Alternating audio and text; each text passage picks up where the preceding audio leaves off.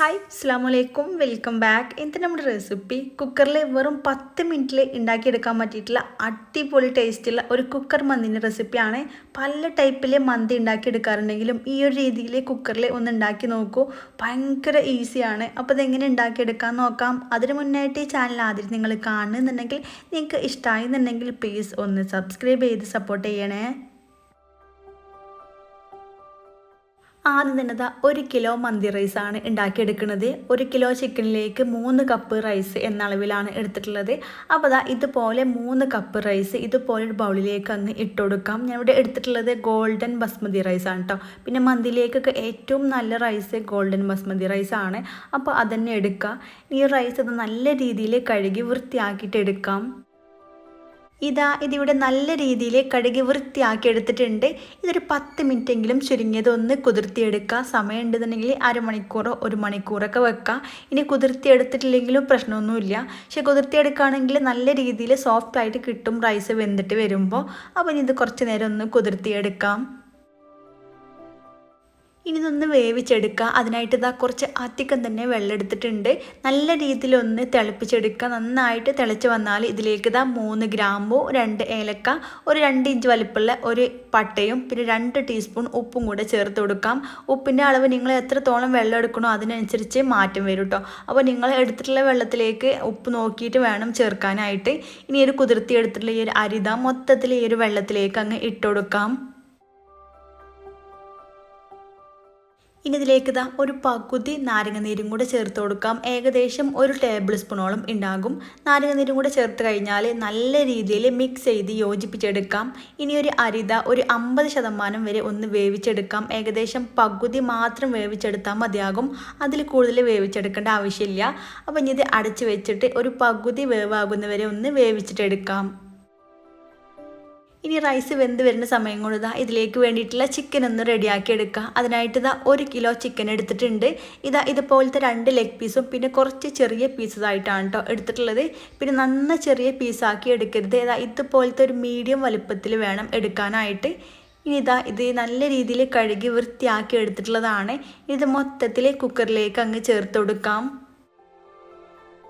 അപ്പോൾ അതിനായിട്ട് 5 ലിറ്ററിൻ്റെ കുക്കർ എടുത്തിട്ടുണ്ട്. ഇതിലേക്ക് ചിക്കന് മൊത്തത്തിൽ ഇതുപോലെ നിരത്തിയിട്ട് അങ്ങ് വെച്ച് കൊടുക്കാം. പിന്നെ ഒന്നിൻ്റെ മുകളിൽ ഒന്നായിട്ട് വെച്ച് കൊടുക്കരുത്. ഇതുപോലെ നിരത്തിയിട്ട് വേണം വെച്ച് കൊടുക്കാനായിട്ട്.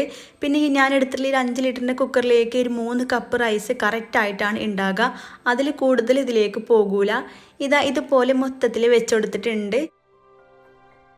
ഇനി ഇതിലേക്ക് ഒരു മീഡിയം വലുപ്പത്തിലുള്ള ക്യാപ്സിക്കം ഇതുപോലെ ചെറുതായിട്ട് കട്ടാക്കി എടുത്തിട്ടുണ്ട്. ഏറ്റവും ചെറുതായിട്ട് വേണം കട്ട് ചെയ്യാനായിട്ട്. അതും ഇതിലേക്ക് അങ്ങ് ചേർത്ത് കൊടുക്കാം. പിന്നെ ഇതിലേക്ക് കൂടെ തന്നെ ഒരു കൈപ്പിടി മല്ലിയില ചെറുതായിട്ട് കട്ട് ചെയ്തതും ചേർക്കാം. മല്ലിയില എനിക്ക് അളവ് വേണമെങ്കിൽ കൂട്ടിയിട്ടും കുറച്ചിട്ട് എടുക്കാം. പിന്നെ മല്ലിയിലേക്കാളും കുറച്ചും കൂടെ കുറവായിട്ട് ഇവിടെ പുതിനയില എടുത്തിട്ടുണ്ട്. പുതിനയില ഇതുപോലെ ചെറുതായിട്ട് തന്നെ കട്ട് ചെയ്തിട്ട് ചേർക്കാം.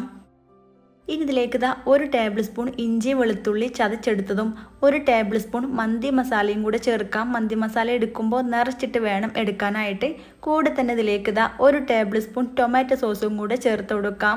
ഇതിലേക്ക് കുറച്ച് സ്പൈസസ് ചേർക്കാം. അതിനായിട്ട് 2 ഏലക്കായ്, 2 ഗ്രാമ്പു, 1 ഇഞ്ച് വലിപ്പത്തിലുള്ള ഒരു വലിയ പട്ടയും പിന്നെ ഒരു ഡ്രൈഡ് ലെമണും കൂടെ എടുത്തിട്ടുണ്ട്.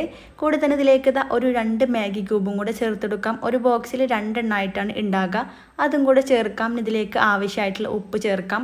1 ടീസ്പൂൺ ഉപ്പ് എടുത്തിട്ടുണ്ട്. ഇതിലേക്ക് കറക്റ്റായിട്ടാണ് ഉണ്ടാകുക. ഇനി 3 മാഗി ക്യൂബാണ് എടുക്കണമെന്നുണ്ടെങ്കിൽ ഉപ്പിൻ്റെ അളവ് കുറച്ചിട്ട് വേണം എടുക്കാനായിട്ട്. കൂടെ തന്നെ ഒരു 1.5 ടീസ്പൂണ് കുരുമുളക് ചതച്ചതും കൂടെ ചേർത്ത് കൊടുക്കാം. ഇതിലേക്ക് ഒരു അരമുറി നാരങ്ങയുടെ നീര് മൊത്തത്തിൽ ഇതിലേക്ക് അങ്ങ് ചേർത്ത് കൊടുക്കാം. ഏകദേശം 1 ടേബിൾ സ്പൂണോളം ഉണ്ടാകും. ഇനി ഇതിലേക്ക് ഒരു 1/2 കപ്പ് സൺഫ്ലവർ ഓയിൽ ചേർത്ത് കൊടുക്കാം. സാധാരണ നമ്മളിതിലേക്ക് 3/4 കപ്പ് 1 കപ്പൊക്കെ അല്ലേ ചേർത്തെടുക്കാറുള്ളത്. അപ്പോൾ ഈ ഒരു കുക്കറിലായതുകൊണ്ട് തന്നെ 1/2 കപ്പ് മാത്രം മതിയാകും. കുറഞ്ഞ അളവിൽ മതി.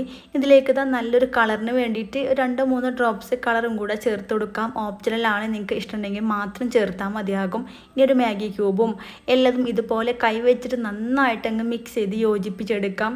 ഈ ഒരു ചിക്കനിൽ എല്ലതും പിടിക്കണ വരെ നന്നായിട്ട് മിക്സ് ചെയ്തിട്ടെടുക്കാം. ഇതിവിടെ നല്ല പോലെ മിക്സ് ചെയ്ത് യോജിപ്പിച്ചെടുത്തിട്ടുണ്ട്. ഇനി ഇത് റെസ്റ്റ് ചെയ്യാൻ വെക്കേണ്ട ആവശ്യമൊന്നുമില്ല, ഇപ്പം തന്നെ വേവിച്ചിട്ടെടുക്കുക. അതിനായിട്ട് അടുപ്പിലേക്ക് അങ്ങ് വെച്ച് കൊടുക്കാം. ഈ ഒരു സമയം കൊണ്ട് റൈസ് പകുതിയോളം വെന്ത് വന്നിട്ടുണ്ട്. ഇതുപോലെ പകുതിയോ മാത്രമേ വേവിച്ചെടുത്താൽ മതിയാകും. ഇതിവിടെ ആയിട്ടുണ്ട്. ഇനി ഇത് വെള്ളമൊക്കെ ഒന്ന് മാറ്റിയതിന് ശേഷം നല്ല പോലെ ഒന്ന് ഊറ്റിയെടുക്കാം.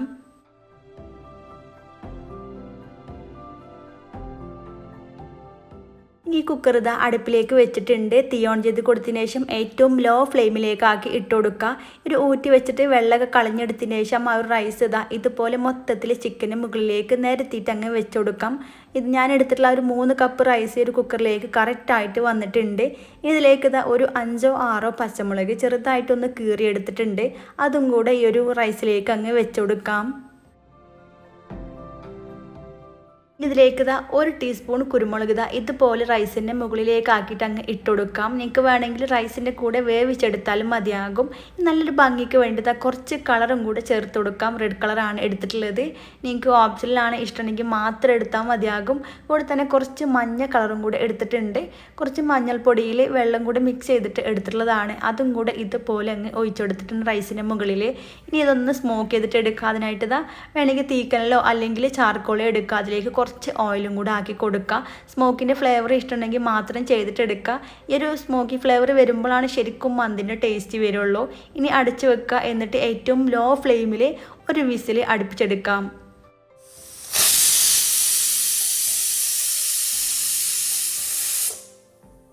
ഒറ്റ വിസിൽ വന്നു കഴിഞ്ഞാൽ പിന്നെ തീ ഓഫ് ചെയ്ത് കൊടുക്കുക. എന്നിട്ട് ഇത് തണുക്കാനായിട്ട് വെയിറ്റ് ചെയ്യാം. തണുത്ത് കഴിഞ്ഞതിന് ശേഷം ഇതുപോലെ തുറന്നു കൊടുക്കുക.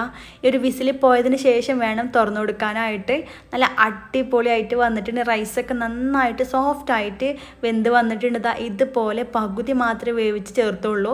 റൈസൊക്കെ നന്നായിട്ട് തന്നെ വെന്ത് വന്നിട്ടുണ്ട്. എല്ലാം കൂടെ നല്ല രീതിയിൽ അങ്ങ് മിക്സ് ചെയ്ത് യോജിപ്പിച്ചെടുക്കാം.